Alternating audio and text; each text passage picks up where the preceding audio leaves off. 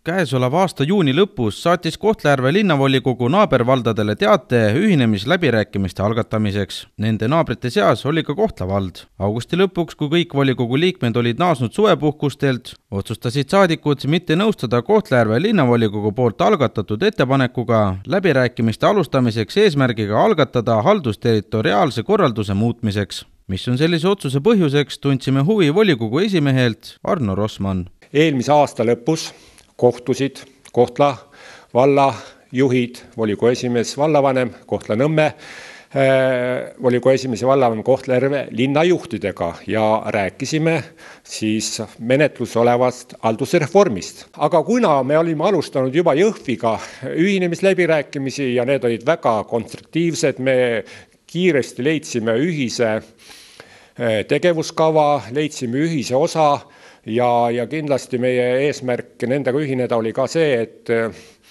jätkata maapiirkonna ühiseid huve ja arenguid maakonnakeskuse Jõhviga, siis leidsime, et see on meile praegu täna kõige õigem tee. Tänaseks on laekunud ka Toila vallavolikogu otsus, mis on oma sisult samaväärne.